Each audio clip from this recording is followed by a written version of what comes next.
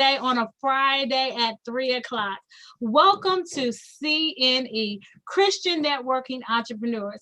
And I'm your host, Pastor T, Teresa McCurry from New Beginnings Ministries. CNE is an outreach of CNE is an outreach of New Beginnings Ministries, Christian Networking Entrepreneurs, CNE. And our goal is to connect the community with business leaders. So we talk to emerging entrepreneurs, small business owners, and community leaders to connect the dots so we can be empowered with the information that we need so we can go forth with power and authority. We're a little saddened because we're in the midst of a pandemic, but we're not going to let that stop us. So we're moving forward with our shows here on KAZ. We won't be having networking events just yet, but I did have an idea I was thinking about, and y'all inbox me and let me know if it's something you would be a part of, having like a Zoom networking event. What y'all think about that? So maybe we all can tune in to Zoom, send you all the link. We can just be on there for like 30 minutes or so. We would probably kind of limit it in my mind to like 20 or 30 people, and we can all go around and introduce each other and talk about what we need and what we do. So if that's something that you're interested in, I would say definitely inbox me and let me know, and me and Apostle James will definitely make that happen. So without any further ado, welcome to the show. I have a phenomenal guest. Her name is Faye Harris. And Faye Harris is here on behalf of the National Development Council. Welcome to the show, Faye. Hi, thank you for having me. Thank Happy you. Friday. I know, fabulous Friday. That's right. Okay. So I am really excited to have you here today. So before we get into our topic for today, and if you don't know, our topic for today, we're going to talk about credit, business credit versus personal credit. But before we get into our topic for today, I want Faye to ETR. ETR means earn the right. So Faye, when you're earning the right, you're telling our guests who you are, what you've done, where you've come from, and just a little bit about your business journey. And then we'll get into the topic of the day. So tell us a little bit about yourself. All right. Well, thank you again for having me. I'm Faye Harris. I am here in the Cleveland area, located in Twinsburg. I'm a mom of two. A little bit about me and my career. I am new to the NDC team. NDC stands for National Development Council, and we are a nationwide nonprofit that specializes in providing small businesses the capital, access, and training that they need to propel their business to the next level. This is a wonderful team that I'm a part of, and I'm really excited because it is slightly outside my professional wheelhouse. For the past almost 15 years, I've been in the beauty industry, leading marketing teams and launching new products. This opportunity came to me through a consulting gig that I had with another client through referral. So now I'm in this nonprofit lending space and really excited to reach out to Cleveland area organizations that are working with small business owners to hone their business plans and objectives, and reaching out directly to small business owners to let them know of the training and capital that NDC has to offer. That's awesome. I know NDC has been definitely making their way around the Cleveland area, partnering with other organizations and stuff like that. And I think that in the climate that we're in right now, partnering is so crucial. You can't do it alone. Absolutely. We came into this market with Urban League, National Urban League, which is a very well-known organization. Other area organizations that we're tightly aligned with are Collaboration Station, the President's Council. And to your point, at this point, collaboration is absolutely key. You know, that old African proverb, if you want to go far, if you want to go fast, go alone. If you want to go far, go together. So, we are partnered with all these organizations as well as CNE to make sure that we reach out and spread the word to the community that we serve, which are Black and Brown businesses, through all stages of the business cycle, micro businesses all the way up to large established businesses. Yeah, that's awesome. That's awesome. So, with you being in the beauty industry first and now getting into the nonprofit industry, what do you see the big differences are? Um, that's a great question. And honestly, I looked at the synergies first and foremost. One of the things that I love about the beauty industry is that, beauty is so personal and it really directly affects someone's livelihood, someone's self-esteem, the way that you are present yourself to the world, um, really makes a difference. And clearly, nonprofit organizations, unlike traditional for-profit organizations, are very missions based, and often um, their decisions are driven by what's right for the individual and community versus for-profit organizations that can also have that goal, but by and large, they're driven by the bottom line and delivering value to their shareholders. So I see a lot of similarities. The differences, I guess, would be that the beauty industry, as I know it, was more distributor based and kind of Okay. had a third party. Right.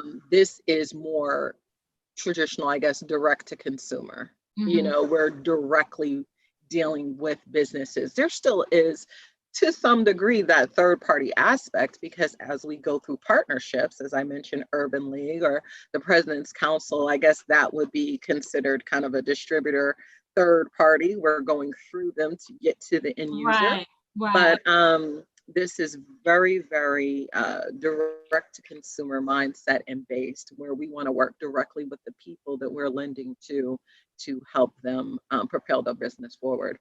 That's awesome. And it's so funny. I love the way you said your experience in the beauty industry. Because me, I'm the hands-on one, right? I'm the stylist. I'm the one who's actually doing the hair and doing the makeup. So I'm like directly with the guests and affecting them instantly like that. And then as a salon owner in the past, just with the whole livelihood piece, you help people just establish a livelihood. This is how they make a living from the services that they provide.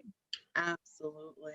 Yeah, so Absolutely. that's cool. And then in the nonprofit space, like you said, it's so mission, cause driven, and it's very passionate. People that Right. are working in any aspect of nonprofit has to have a passion for it and just the how they're going to affect the community that they're serving. So But that's that's awesome. also what I said about beauty, because look at you, look at me. I mean, as you'll be hard pressed to meet anyone in beauty that isn't passionate about it. We're serious about our eyeliner and mascara and our hair being did.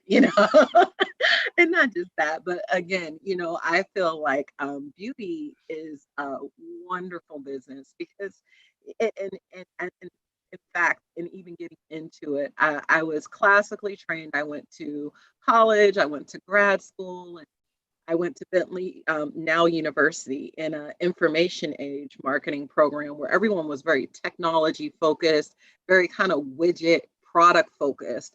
It almost seemed like a dream come true to go into the beauty industry where the products mean so much. You have really invested and involved consumers versus something like batteries or toothbrushes or traditional consumer packaging, where of course they're important products, but the consideration and the meaning to consumers isn't as deep as what they're doing to beautify themselves daily. That is so true. Because when you think about it, the beauty industry is a $40 billion a year industry. I mean, that's no small change. So, Right. in knowing that people take their beauty seriously, whether Absolutely. you're using retail products, which would be drugstore stuff, or whether you're using high-end skincare and makeup products, people are serious about their beauty. So I know this is not a beauty show. So if anybody Right. is tuning in, I want you to stay focused. We're going to talk about credit today. That's We right. We was just earning the right. We're earning the right. She was in the That's beauty right. industry. That's it. Anything else you Right. want to share as an introduction before we go into the topic for today? No, I mean, I think that it's a great segue into credit. And again, to help connect the dots for anyone that's listening, of course, we get it as beauty girls. But again, beauty is about how you present yourself to the world. Listen, your credit score is how you present yourself to the business world. So again, I think there are so many more similarities than there are differences. So I'm really excited to jump into tips and techniques to represent and present yourself in the business world, particularly to lenders, in the prettiest way possible. Right. And to me, that's why you want to present your credit score. So let's That's talk right. about it. Okay. So when people first start in business, I always tell them that you are your business, right? You are the product that you're selling, even if you're selling a actual physical product. The first product that you're selling is you. So when you're selling yourself as the first product, I have to buy you first before I buy that product, that physical product, right? So with that, how important is credit reporting? Oh my gosh, it really is everything, And going with the beauty analogy, it's the foundation. I It's love like, it. if your foundation isn't together, it doesn't matter what you put on top of it. If it's getting looking a mess, it's just not gonna work. So credit is the foundation, and I really want to highlight that particularly for LLCs, which are limited liability companies, and for the audience, for myself, for you, businesses that are solely run, yes, you do have limited liability through your corporate structure, but ultimately, that business credit is your credit.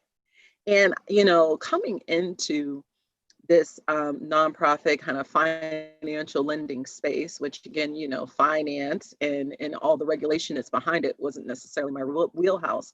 I think that was the thing that most surprised me. I also have a small business for outofsighthair.com for anyone that's interested. It is a hair product. But I established my EIN, I got my LLC, and I immediately, I got my Dun and Bradstreet number, and I immediately went to work building my business credit because I thought that that was the most important thing to help me access credit lines and access to capital. And I want to be clear, it is important. All those steps that I mentioned are essential to formalize your business. You need an EIN number. You should have a business address, a business phone number. And you should get a Dun and Bradstreet number. That's nice. But what's absolutely necessary is to ensure that your personal credit score is in the very good category, particularly as a small entrepreneur. And to give numbers, generally we like to see 640 and up. I always recommend for anyone personally to strive to be 700 and up. And we can talk about what actually gets you there. But first and foremost, it does really boil down to ensuring that any financial obligation that you have is paid on time and keeping an eye out to that ever important ratio, which is called the debt to Income. availability. Yes, the debt to income available credit ratio. So, for example, if you have $100 available credit, you don't want to max that out and have the fact that you borrowed $100 on your credit report. You want to strive to keep that under $30, and ideally I say $15. Ideally, from a personal standpoint, and again, this is just Faye Harris speaking to your audience. I really encourage people to treat credit like cash. It's always great to float the $100 purchase, but you should have that $100 to pay for it. So within that 30 days, if you charge $100, pay off $100. The other little tips included in that is, credit lines are reported on a 30-day cycle. That doesn't always coincide with the calendar cycles, meaning, your due date could be the 15th, so it's being Right. reported on the 15th or 18th. Know that so that you understand where your balance is on the day that your balance is being reported, because if you borrowed $100 and they reported that, but the next day you paid it off, you're not going to see that until the next cycle. So Right. there's just, in general, there's so much need to look at the details and make sure that you're really paying attention to what's going on with any credit line that you have in terms of the terms, the interest rate, your due date, when it's being reported. Yeah, so let's stay there on the credit worthiness, the credit limit for a minute, right? Because I think a lot of people don't understand that. So when you have a credit limit, let's say if you have 5 credit cards, they're all $5,000. That means you got $20,000 out there. So when a creditor looks at that, does that mean at any given time you can be $20,000 in debt? Yes, if you've maxed it out. Right. So what, in 5 cards at 5,000 is 25,000. So what I would say is, 10% of that is 2,500. 10 to 15%, I believe, will always keep you, in terms of carrying, 10 to 15% of what you have available will keep you in a very good position. Right. Ideally, and it's so chicken and egg because and this from first establishing credit. It's like they give it to people who don't need it. But if you think about it from a lender's point of view, I want to lend to people who really don't need it because I know they can pay me back. The whole thing about lending is lenders always think about risk. What's the risk of me giving you money and you not paying me back? Okay, so if I make you a loan and you really don't need it, then generally at any time you can just pay me back, and I feel very comfortable about that. Versus if I make you a loan and I notice that you've been running to Teresa and other people to get, it's like, do you really have it, or are you going to be robbing Peter to pay Paul? And at any given time I could be Peter or Paul. So I, is a lender, we like to mitigate the risks of lending.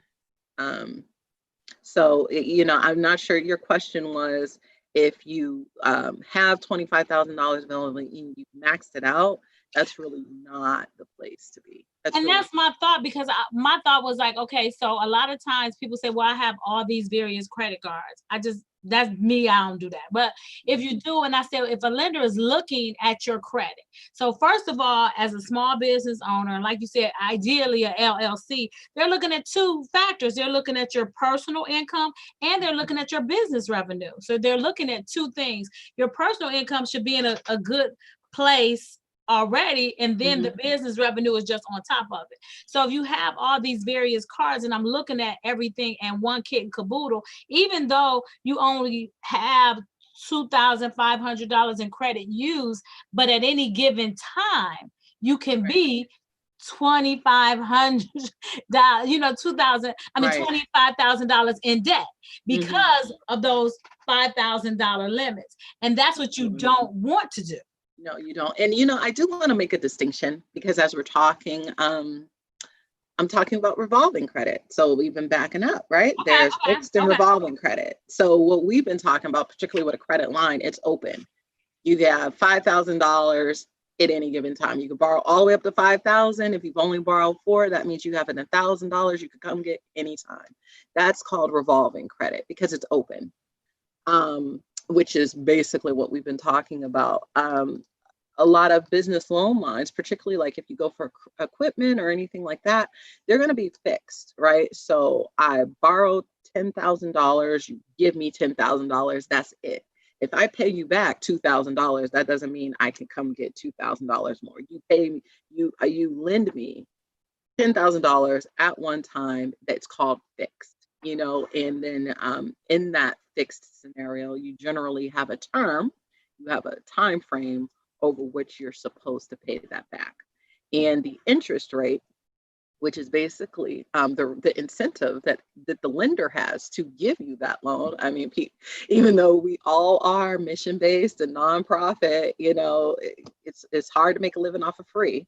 So everybody has to make a little something, and basically that's the interest rate. So what lenders charge you for interest rate is their incentive to lend, and what they make off of giving you that. So if it's 10% and it's 10,000, that means me as a lender, I'm going to make $1,000 from giving you this $10,000 over the life of the loan.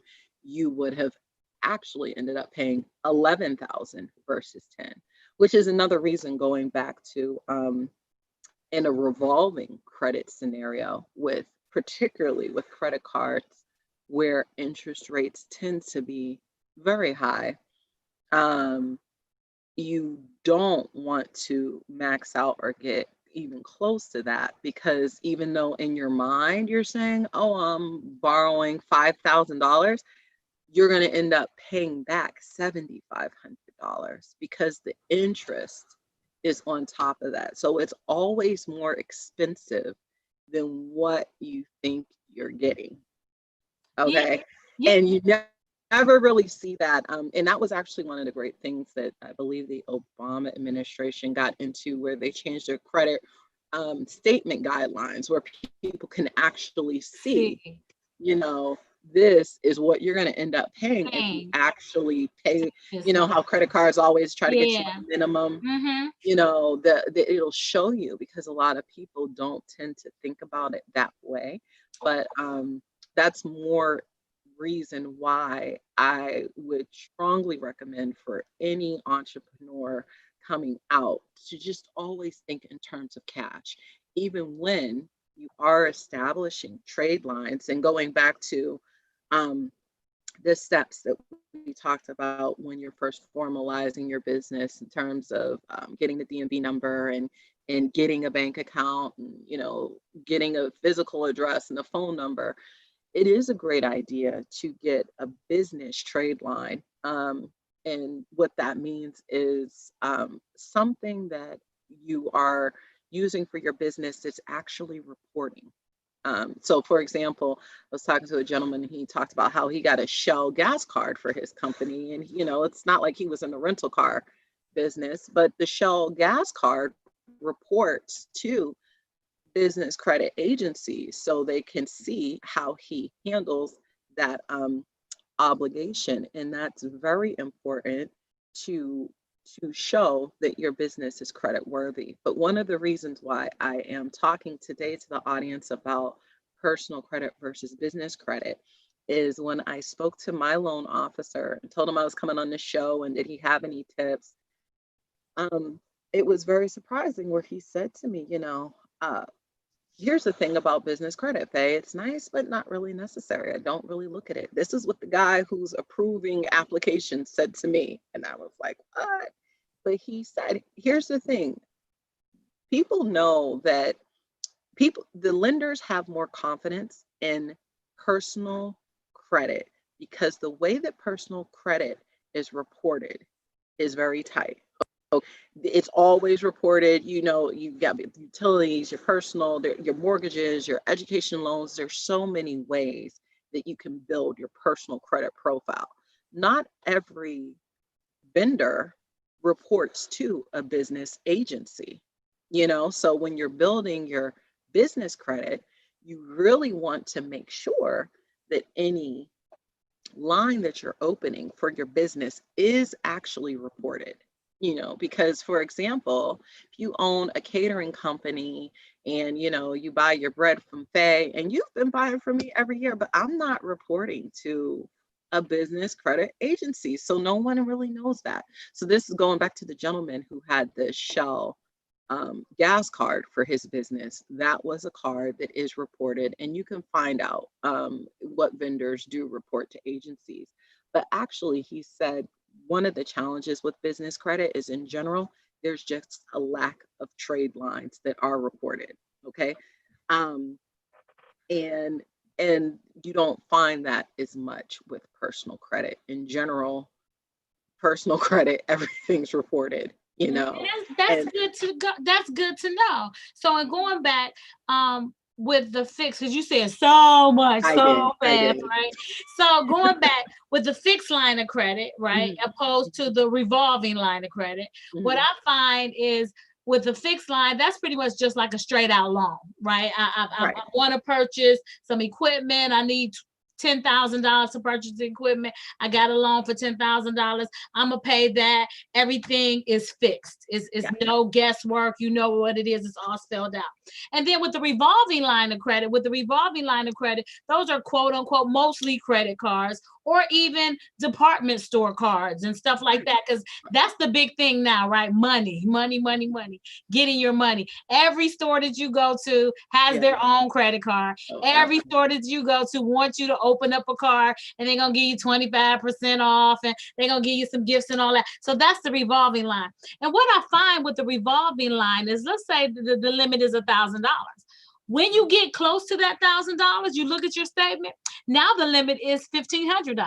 And then you get close to that $1,500. Now the limit is $2,000. So right. those are things that the viewing audience need to be aware of, that when you're dealing with these revolving lines of credit, they will keep pushing your limit, right? And then, like you said, the interest rate, sometimes if you don't have that 640 or more, like you talked about, you paying 20%, you paying 26%, sometimes even more than that for the credit. So speak about some of those things. Yeah, that's a great point. Let's talk about why, a lot of companies do that because again, that's how their bread and butter is made. And so Amen. it is a game and it is such a delicate balance of floating and utilizing the credit that is provided to you. As from a lender's standpoint, if you have $1,000 credit line and I see that you're approaching that line, but at the same time, I see you've been making those interest payments at 26%. And you haven't missed, So yeah, go ahead. Those are quote unquote mostly. Oh, I'm sorry, y'all. Go ahead. That's okay. um, I will, that lender is, they have all the incentive in the world to continue to lend. And that's not necessarily a bad thing. Just because it's a for-profit business versus nonprofit, lenders are in business to lend and make Right. money. So when Right. they look at you, and this is why they advise you not to close credit lines, right? And actually, that's why I advise to carry about 10 to 15% because lenders want to see that you're using it responsibly. So Right. you don't Right. necessarily want to open up a credit line and just never touch it because what's going to happen is they're going to shut it down. They're That's gonna close it. Right. liability Yeah. on their Yeah. book and you're not using it and you're not getting anything from it. So it's a fine line between um, having that revolving line of credit and using just enough that you're able to show, hey, I'm responsible, I'm paying it on time. And to that point, I highly recommend, even in my personal life, thank God for the internet. Okay. Thank God for the internet and automatic payments. Okay. Yeah. Yeah. Setting things up through your bank so that you pay consistently every single month. And even if it's not the full amount, a really small amount, it's almost like anything else in this life, like working out, losing weight. It's about the consistency. It's about doing it every single day or 3 times a week or whatever you do and not skipping it. Sometimes when you go to the gym, you're going hard, that heart rate's up. Sometimes you're just kind of on the treadmill walking, but you got there. That's what it is with personal credit and as it relates to business credit. You always want to be in that game and playing it, meaning, you always want to fulfill your obligation. If it is just the minimum payment that you're making, as long as you're making that on time from a lender standpoint, you're checking the box. They're going to say this is a credit worthy person. They're relatively low risk. If I give them more money, they'll be able to pay that back. What clearly, as we know, not paying, skipping payments, or even, calling to challenge payments that could be real, but you just don't want to pay, or co-signing for people who having other people on your card and they're using your card irresponsibly, but basically you're responsible for that. Those are just all things to really watch out for, because when it comes to your business and getting money to grow your business. And so let's not lose sight of it. When we're talking about personal credit, it tends to be for the new pair of shoes or the new dress or for the, 65-inch TV. And, is that really providing value and utility in your life? But when it comes to business credit, one of the first things that we look for is, how will this money help your business grow? And that's why you go to get business credit, because you need to run more Facebook ads. You need that equipment. You need to, hire employee, do whatever you need to do to, ensure that your business can grow to the next level. So I guess the underlying message to that is just always ensure that when you're borrowing responsibly, Yeah. and not just for a whim. Particularly for business, I think that makes it a lot easier to prove in any lender, particularly the gentleman that was on last month. My loan officer, that's one of the first questions he asks is, when people come to us for additional capital, how is this going to help your business? Yeah.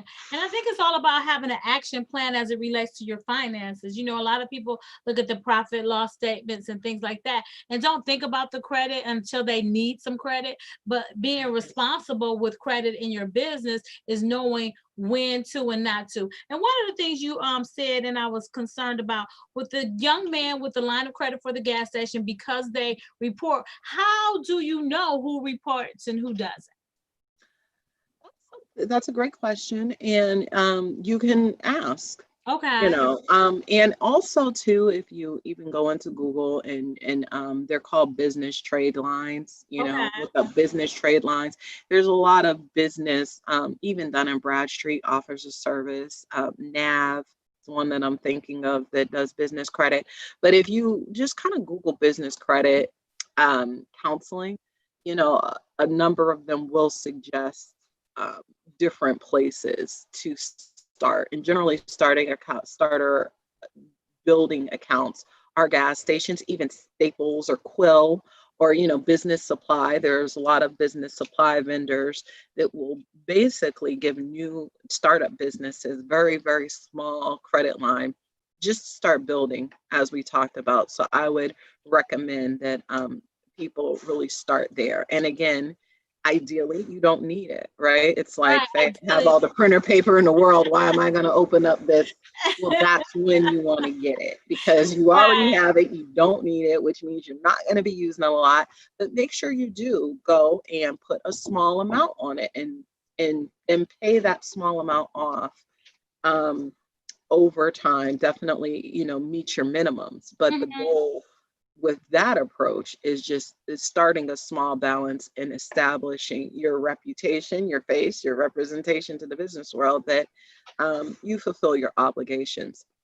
You mentioned something, and I wrote it down because I wanted to let the audience know about a training program that NDC offers called Cash Reigns Supreme. You mentioned the P&L, which is the profit and loss statement, which is one of the very important statements that all business owners should be compiling about their business, even on a monthly basis. We offer at NDC a class called Cash Reigns Supreme. It sounds pretty self-explanatory, cash reigns supreme. But in managing that cash and getting it reign supreme, there are certain financial statements that your business needs to have, and that you as a business owner need to be aware of, because when you come to lenders, that's what you're going to show them to prove that you have the wherewithal to take on additional capital, take on additional debt. So for anyone listening, please go to ndconline.org. That's our website. NDC is Nancy David Charlie, NDC, online.org. And if you go to the menu under products and services, you'll see the multicultural impact team. That's the team I'm on, multicultural impact. All the way at the bottom of that page, there's a link that says training, and it lists the Cash Reign Supreme course. If you click on that, you'll have recordings, free recordings of the training that we have to offer. And I believe they're free. They're each an hour long. So that's 3 hours worth of information. And it's all really good stuff because they talk about how to put together your profit and loss statement, your balance sheet, and then ultimately your cash flow statement. Because, this thing called business is really tricky. Oftentimes, profitability is an illusion. In fact, it's funny, I was talking to my loan officer, and I always want to say profitable businesses, but he always corrects me and says businesses with positive cash flow, because it is very possible to have positive cash flow but still be reporting a loss for your business. People do it all the time. So that's why cash reigns supreme. And I love that. I love that training. I've taken it. I want to say I've taken all 3 of the classes that you guys offer. And it's so funny, you was right on point with it because it was time for you to do a commercial, and you just did a commercial already. So let the viewing audience know how to contact you, and then I'll talk a little bit more about the classes. Sure. My email address is B as in Bashima, which is my first name, B F for Faye Harris, HARRIS at ndconline.org. So you can contact me there. Awesome. So with the classes that NDC offer, they're amazing. And if you're new to the business industry and understanding about reporting and money and profit loss statements and all of those sheets, you're going to have to watch it several times. You know what I'm saying? Because it's such good information. And even if you're not going to do it, even if you have a bookkeeper, even if you have a CPA, even if you have QuickBooks Online and somebody else is managing those QuickBooks Online, it's important for you as the business owner to have an understanding. So even if you don't do it yourself, just to have that understanding is very crucial to move forward in your business. Yeah. So I love it. I love it. So I know I wanted to back up. We didn't talk about the different agencies and what can you do now. You kind of touched base on it, like if something was on your credit and you wanted to call somebody and talk about that. So I know that there's 3 major credit reporting industries. That's Experian, Equifax, and TransUnion. So let's talk about them and how they communicate with each other and how important it is for you to get your reports on a regular basis. Right.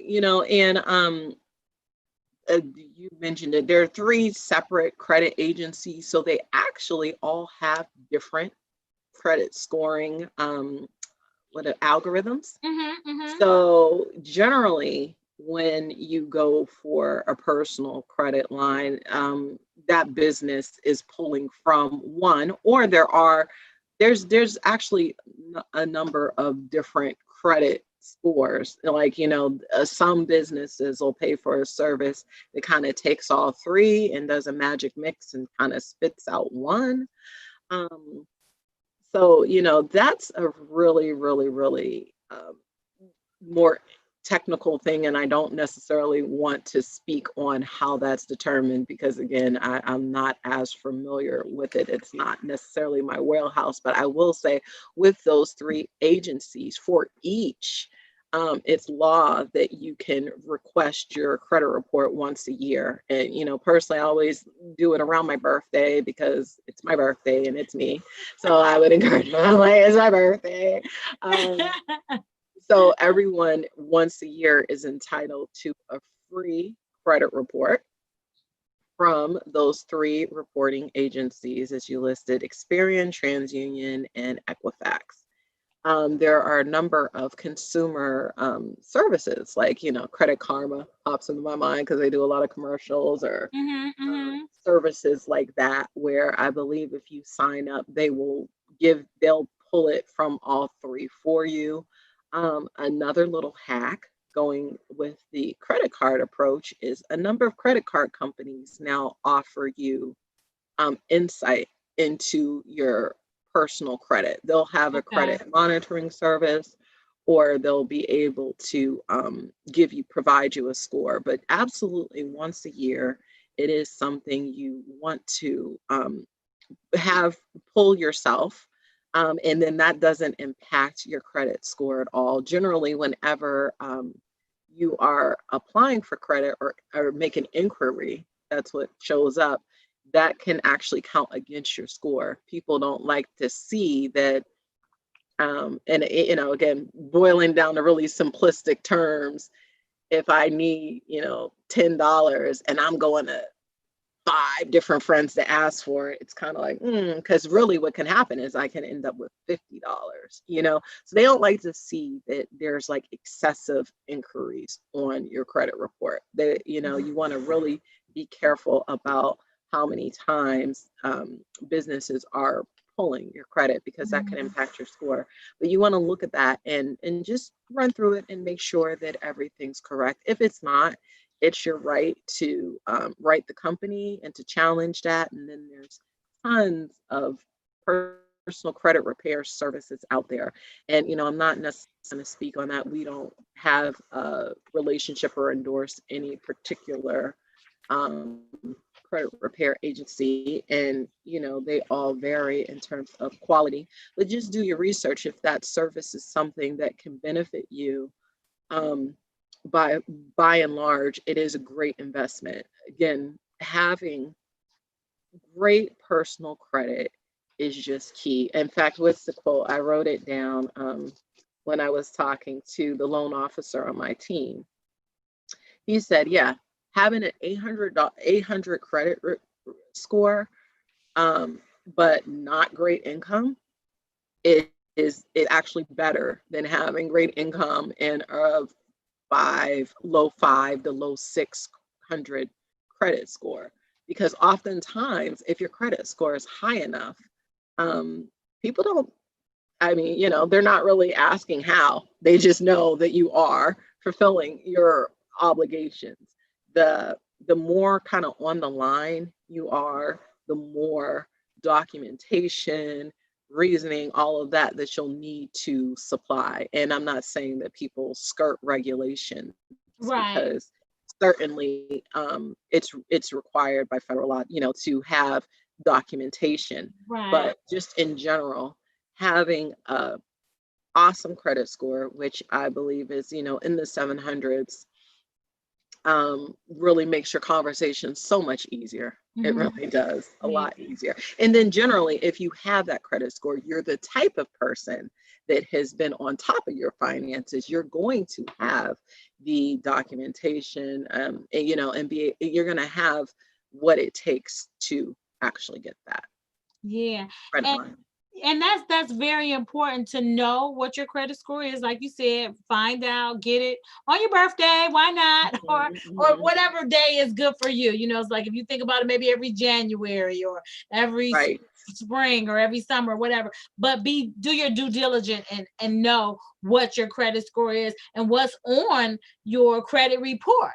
Because with those credit reports that people can look at, and that's who you are on paper. That's like your resume. Absolutely. And before we go, I did want to talk about a program that we have that we basically kept open. I knew when we were coming on this show, and I wanted to talk to your audience about it. It falls right in line with what we've been talking about, but a lot of businesses have been negatively impacted by COVID-19. In fact, almost everyone has, from things like needing to, get your PPE, your mask and the sanitization and all of that stuff. And we're really aware of that. So we have a program with Cuyahoga County specifically, and we're the actual lenders behind it. It's Okay. called the Cuyahoga County Stabilization Fund. And so this product is for anyone located in Cuyahoga County. That's the very first qualification. If you're a business with an EIN that has been around for basically 2 years, we're looking for 2018 and 2019 tax filings. 2019, this year was extended the deadline to sometime in June. You may have, you could have extended it even past that. So certainly if businesses have 2018 tax returns and their own company statements that we talked about, that profit and Right. loss, their balance sheet, and their information for 2019, if they have not filed, that would be sufficient. This is a wonderful product that we're offering credit, a loan, a business loan up to $10,000. The interest rate on this loan is 0.5%. So for those mathematicians out there, that basically means a $5 payment per month on the loan. The term is 1 year. And so technically this is what's called a balloon loan, where you make the small interest payments until the very end. And at that time, in the 1 year though, when a typical balloon payment would be due, we actually sit down and rewrite the loan. So this is the whole purpose behind it, was basically to get much needed capital into these small businesses that have been affected, and basically give them a lifeline to float. And that's what this product's designed to do. The first 3 payments too, I forgot to mention, or you don't make any payments for the first 3 months. So Awesome. basically, if we signed up today and we're in September, you wouldn't pay for September, October, November. Then starting in December, you'd make that 0.5% interest payment, which could be up to $5. And you make that payment for 9 months. And then at the end of that time period, we'd come back to the table and say, okay, where's your business? You have this outstanding obligation. What term is going to make sense for you? And, we, based on where the markets are at that time, that's what's really going to drive the interest rate. But it's an awesome opportunity for a business to really get capital for almost, for basically a year at almost 0% financing. And what's so great about this, unlike the other programs that were rolled out for COVID, PPP, excuse me, there's no restriction in terms of what it could be used for. I was just gonna, I wrote that down as my question, right? So the Cuyahoga County Stabilization Fund is a fund that will loan small businesses up to $10,000. That's correct. With this loan of up to $10,000, there is a 0.05% interest rate. 0.5. Yeah, 0.5. Okay. 0.5 interest rate. And my question that I had wrote down was, what is it earmarked for any specific thing? No. And so what's even great about it, if you let's say you do have a PPP loan, and I don't want to get into that because that's a whole other thing, but and you've had to pay it back, or you have some other business obligations that you need to pay back, this can be used for that. It could be used for any business need. It could be used because now, you've had to buy masks and sanitizers. It could be used for your payroll. It could be used for inventory. It could be used for marketing. It's any business expense. Yeah. That's awesome for the viewing audience to know that. So you can go to the website. Give us that website again where we can find this application. Sure. Actually, I'll give you my email address, which is BF Harris. So BFHARRIS @ndconline.org. Awesome. Yeah, so give Or Faye a call, shoot her an email, let her know you're interested in the Cuyahoga County Stabilization Fund. And that's for businesses that are located in Cuyahoga County only. right, that is the key consideration. So let's walk over those qualifications, especially since we spent such a long time talking about credit. We're looking for businesses located in Cuyahoga County. As the business owner, we will be looking at your personal credit. Ideally, you would have a 640 or above credit score. And we will need to substantiate your business through your tax returns. So you would have 2018 filings as well as 2019 filings. And again, I'm not going to say that the businesses even need to be profitable, right? Because we talked about that. As Right. long as but we will, look to ensure that you have positive cash flow to the tune of $5, Mhm. up to $5 to repay the loan. So, yes, located in Cuyahoga County, um, business owner, of course, the other thing, I'm multicultural impact. We're the multicultural impact team. So we lend to minority businesses. So Black, brown, female, minority businesses. We'd like to see owners that fall into those groups that have a personal credit score of 640 or higher, and have tax filings from 2018 and ideally 2019. Yeah. And it's a very, very quick kind of intake form. Really, in light of all the other products that are out there in the market, pretty simplistic to apply for. And again, you will be contacting me and working within my team. I have a great loan officer. His name's Osir. We call him O. He was on last time Yeah. that we were on this show. Just a wealth of knowledge, really good guy who will basically walk you through the process and really work with people to get them what they need, and it's really important for us at NDC to not just make loans for the sake of making loans. Like we talked about, traditional for-profit lenders really look to make their money up on the interest rate. We're Mhm. driven by our mission, where we want businesses that are viable in our community, that grow to a level where they're offering employment, they're employing, they're, reinvesting in their community in terms of their taxes. So that's why we really talk a lot about personal credit and then the importance of tax filings and giving Caesar his due, because as a business owner, when you do those things, it just makes you such a valuable member of society, and that's really what we want to do at NDC. That Another that another focus, real quick, is we're really looking to help Black and Brown developers in the Cleveland market. That is another area where we're traditionally significantly underrepresented.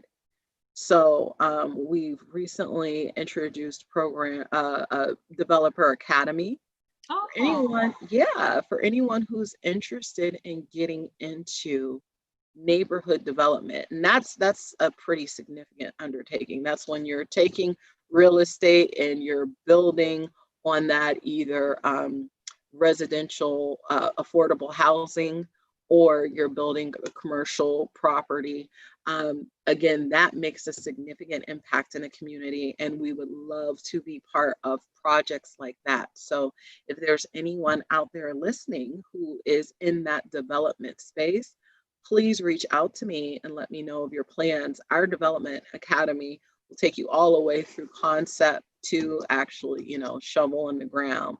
Or you can already be working on projects like that. But that's going to be another important focus for us as we go into 2021.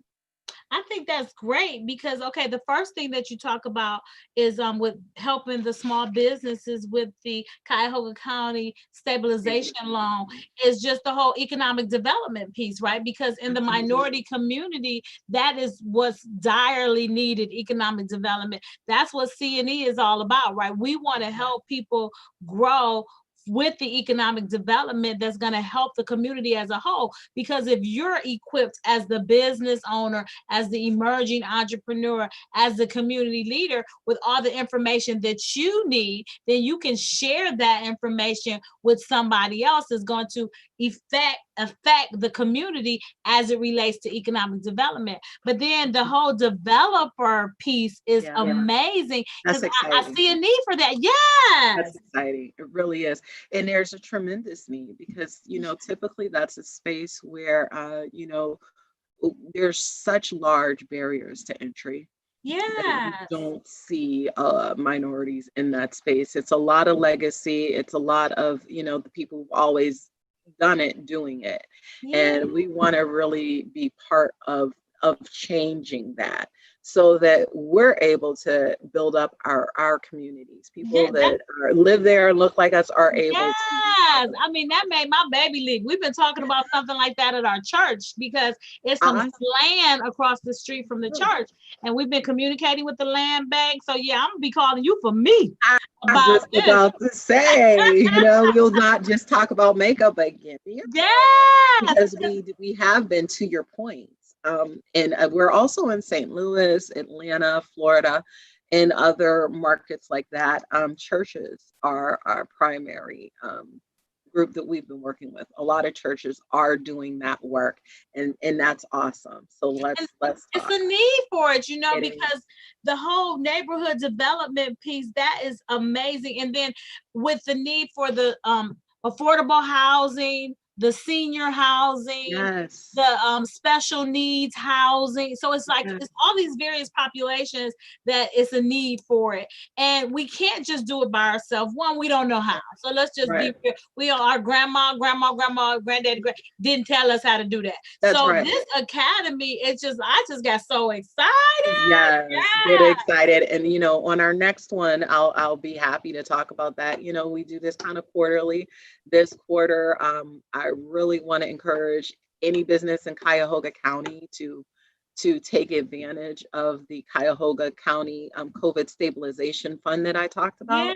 Next time I'll be happy to share in a lot of detail, and maybe even have a guest speaker about that development piece, because to your point, there's just so much need, and there's a lot of cool things that are going on in that development space in terms of sustainable housing and ways that people are getting it done for less. That's really exciting. Really, really, really exciting. Really exciting. Okay, let's close out. Our time is almost over. We got like 2 minutes. So let's reiterate again. I don't need business credit. I need personal credit.